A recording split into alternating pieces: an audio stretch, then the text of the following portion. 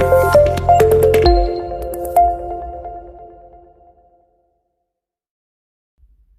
का जो हमारा टॉपिक है वो है सॉइल प्रोफाइल। जो हमारे रीसेंट चैप्टर में हमने उसके बारे में डिस्कस नहीं किया था। सॉइल प्रोफाइल होता क्या है?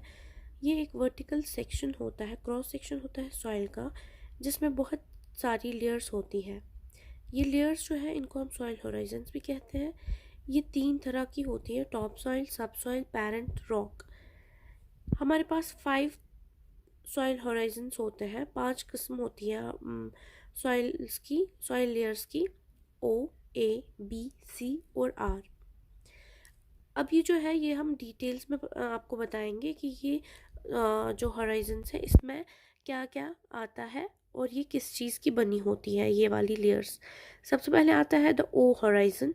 ये सबसे ऊपर वाली लेयर होती है जो ज़्यादा से ज़्यादा ड्राइड लीव्स, ग्रास जिस पे उगती है, छोटे पत्थर जिस पे होते हैं, और कुछ ऑर्गेनिजम्स जिस पे होते हैं, जिस पे पत्ते गिरते हैं और जिसमें बाकी डिकम्पोज्ड मैटर होता है, इसको हम ओ होराइजन कहते हैं। जैसे कि पिक्चर में दिखाया, जो ऊपर वाली घास का जो सरफेस है इसको हम ओ होराइजन कहते हैं। दूसरा है ए होराइजन। ये जो ए होराइजन है इसमें हम सीड्स जहाँ पे बोते हैं, जहाँ पे वो उगना स्टार्ट होते हैं और उसके न्यू रूट्स आ जाते हैं और एक नए पेड़ में वो तब्दील होते हैं, इस लेयर को हम ए होराइजन कहते हैं, या टॉप सॉइल भी हम इसको कहते हैं। इस लेयर में अर्थवर्म्स होते हैं, फंगई और बैक्टीरिया भी होते हैं। ये जो लेयर होती है ये इसमें बहुत ही मिकदार में ऑर्गेनिक मटेरियल होता है, इसीलिए इसको हम ह्यूमस लेयर भी कहते हैं। इसमें डिकम्पोज मैटर भी होता है। ये जो टॉप सॉइल होती है बहुत सॉफ्ट होती है और पोरस, मतलब इसमें छेद होते हैं। छेद इसलिए होते हैं ताकि इसमें हवा और पानी रह सके। तीसरी वाली होती है द ई होराइजन। ये जो लेयर होती है इसमें बहुत सारे न्यूट्रिएंट्स होते हैं जो इससे ओ और ए होराइजन से मिले होते हैं। ये जो लेयर होती है ये ज़्यादातर फॉरेस्टेड एरियाज में मिलती है और इसमें बहुत कम क्ले होती है, गीलापन बहुत कम होता है इस वाली लेयर की सॉइल में। जो फोर्थ है वो है द बी होराइजन और सब सॉइल जिसको हम बोलते हैं। ये जो होती है ये बिलो होती है, टॉप सॉइल के नीचे ये पाई जाती है या बेड रॉक के ऊपर पाई जाती है।